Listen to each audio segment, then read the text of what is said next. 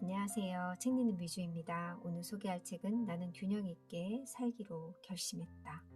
삶이 꼬여 있다면 균형을 잃었기 때문입니다. 내 인생에 지금 필요한 것은 균형입니다. 메이트북스, 지은이, 이현주 지음.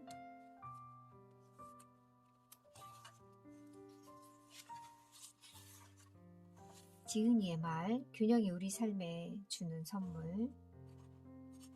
삶도 자전거 타기와 닮은 점이 있습니다.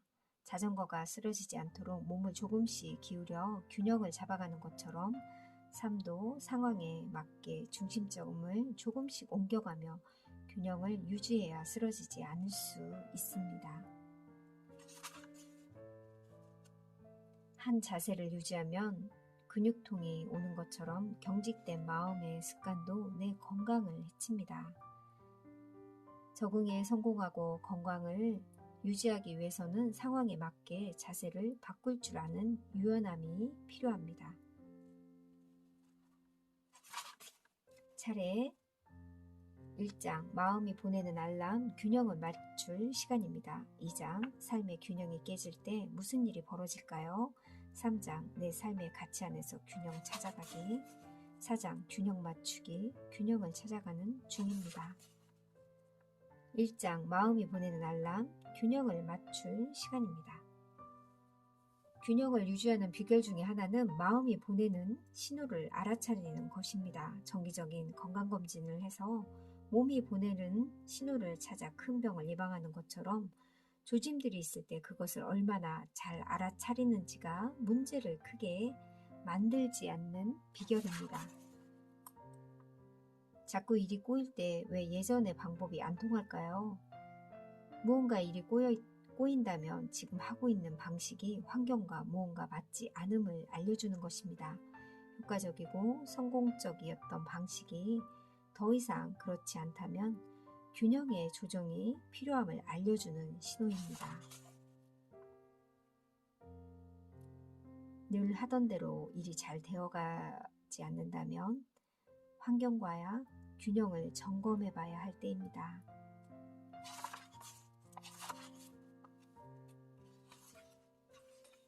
일과 가정, 일과 개인의 삶은 모두 중요합니다. 한정된 시간을 적절하게 배분해서 균형을 맞추어야 하는데 현재의 상황의 요구를 인정하지 않으면 일은 꼬입니다.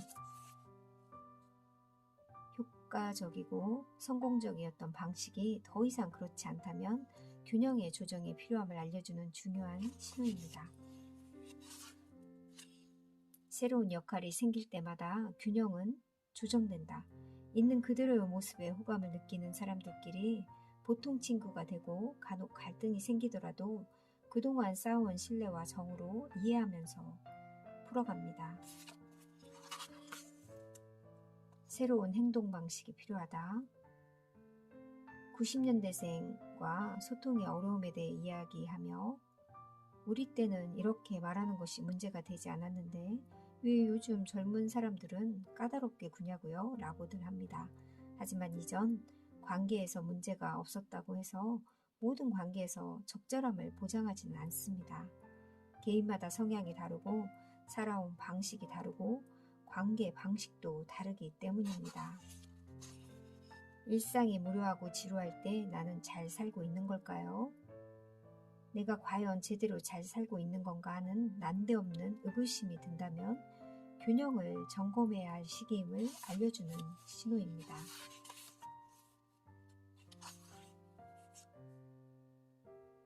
어떤 관계에서는 원만하게 지내는데 어떤 관계는 갈등이 생기고 내가 의도하지 않는 부정적인 모습까지 오해를 받는다면 균형을 맞춰야 한다는 신호입니다.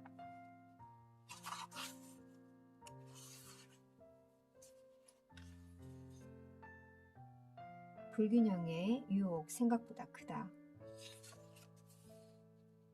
마음이 편하다고 해서 그 방식이 최적임을 의미하는 것은 아닙니다.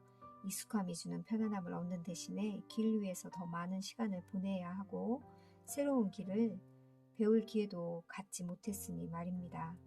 익숙함이 주는 유혹으로 문제 해결이 지연되는 경우는 심리학 실험에서도 찾아볼 수 있습니다.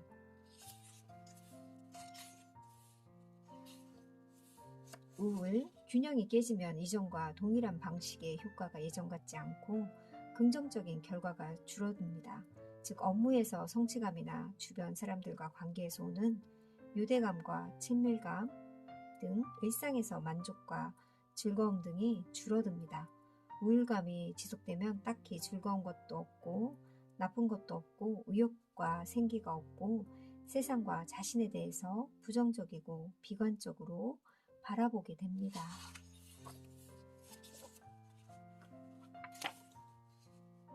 우리는 모두 각자의 삶에서 중요하게 여기는 가치가 있습니다. 어떤 사람이 되고 싶고 어떻게 살기를 원하고 지향하며 그 가치에 기반을 두고 판단하고 행동합니다. 하지만 그 가치를 적용하고 운용함에 있어서 상황과 조화가 필요합니다.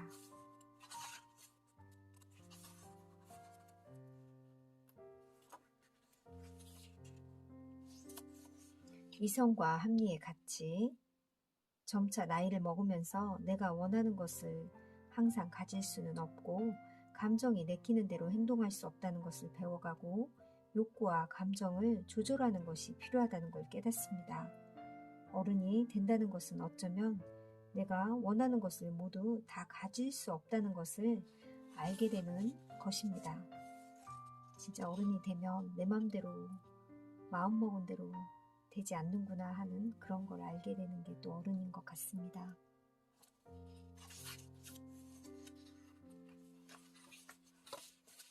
균형과 조화 찾아가기. 사실 연인을 기쁘게 하는 많은 행동들은 비합리적입니다.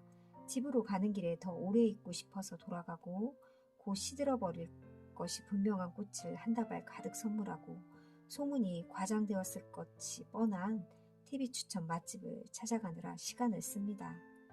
비합리적이고 비효율적인 행동임에도 불구하고 사랑하는 사람과 함께 함으로써 얻는 기쁨이 충족감을 줍니다. 이성적인 관점에서 보면 어리석을 수 있지만 감성적 관점에서 보자면 충분히 가치 있는 행동이 됩니다. 일의 가치. 성실하고 책임감이 있으며 자기관리에 철저한 사람은 주변의 신뢰와 인정을 얻습니다. 휴식의 가치. 사람은 기계가 아닌지라 하고자 하는 마음, 즉 동기가 유발될 때 업무에도 더 잘 몰입하고 성과를 낼 수 있습니다. 쉬지 않고 돌아가는 기계가 타버리듯이 팽팽하게 바람이 찬 풍선이 쉽게 터져버리듯이 만일 사람도 적절한 휴식 없이 일만 하게 된다면 소진되어 버리고 맙니다. 이런 심리적 소진 상태를 번아웃 증후군이라고 하는데 누적된 심한 피로감으로 매사에 무기력하고 의욕을 잃은 상태라고 할 수 있습니다. 자신과 미래에 대해서 부정적인 생각에 치우치기 쉽습니다. 휴식을 위한 마음의 습관. 모든 습관과 마찬가지로 마음의 습관을 바꾸는데 꾸준한 연습이 필요합니다. 표현과 절제, 가끔은 자신을 드러내도 좋다.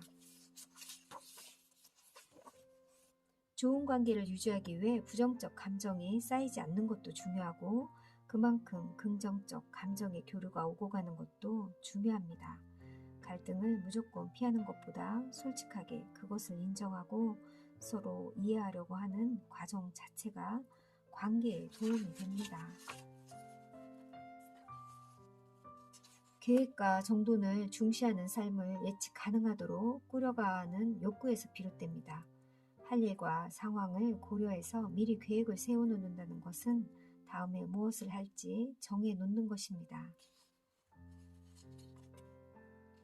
예측 가능성을 높이려는 욕구를 좀 더 들여다보면 두 가지의 관련이 있습니다. 첫째는 효율성에 대한 추구입니다.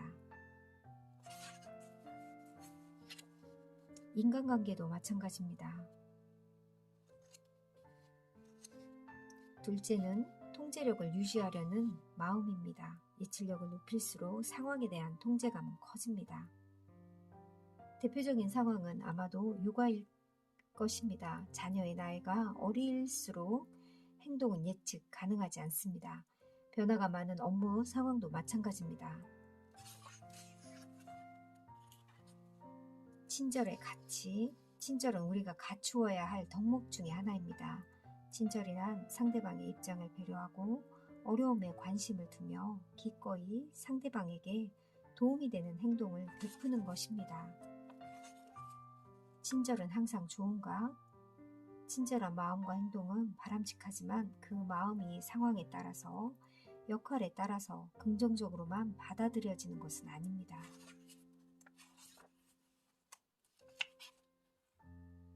균형점을 점검해 봐야 할 첫 번째 상황은 상대방의 친절을 감사하게 여기지 않는 경우입니다. 말하자면 평소와 다르지 않게 상대를 배려하는 행동을 했는데 상대방이 지나치게 부담스럽게 여기거나 간섭으로 받아들이는 경우입니다. 자기 반성의 가치, 우리는 학교나 가정에서 부모와 선생님으로부터 지난 행동을 돌이켜보고 성찰하는 습관을 가지도록 교육받았습니다. 자기 성찰 습관을 기르는 학교에서의 대표적인 과제는 일기입니다. 일기의 전형적인 흐름은 오늘 있었던 일들을 돌이켜보고 느낌점을 적는 것입니다. 자기 반성의 습관은 자기 내부와 외부 모두의 긍정적인 보상을 얻습니다. 성장과 성찰과 반성을 거치면서 적극적으로 개선을 하면 어제보다 나은 오늘, 오늘보다 나은 내일을 만들어갈 수 있습니다. 반성은 개선으로 이어질 때 보람이 있습니다. 부족한 부분을 찾아냈는데 이것을 개선하지 못하고 그냥 지내게 되면 마음은 무겁기만 합니다. 민감함이 긍정적으로 발휘되기 위해서는 몇 가지 조건이 필요합니다. 부정적인 방향으로 해석하게 되면 민감한 사람들은 걱정하고 염려할 일이 많아집니다. 걱정이 많아지면 불안하기 쉽고 심리적인 안정감을 유지하지 못하면 자신이 지니고 있는 능력을 제대로 발휘하지 못하고 결과적으로 업무 적응을 방해합니다. 남들이 어떻게 볼 것인가에 치우치게 되면 타인의 반응 하나에 일희일비하게 되어 행동이 일관적이지 못하게 될 뿐 아니라 자신감을 유지하기도 어려울 수 있습니다.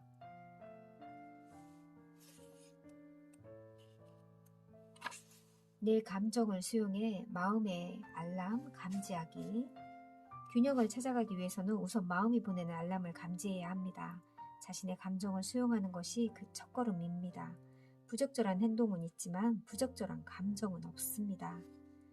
내 안의 다양한 감정을 받아들이면서 나에게 집중해 보세요.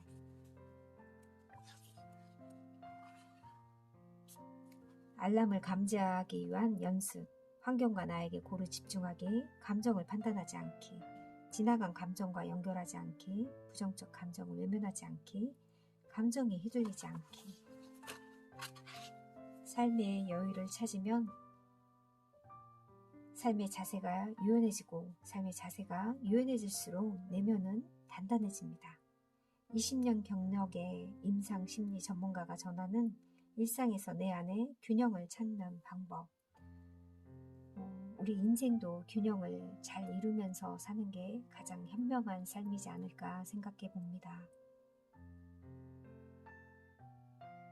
나는 변한 것이 없는 그대로인데 왜 지금 힘든 건지 모르겠어 하는 그런 분들은 이 책을 통해 자신의 삶을 다시 돌아보고 생각해보는 계기가 되었으면 좋겠습니다.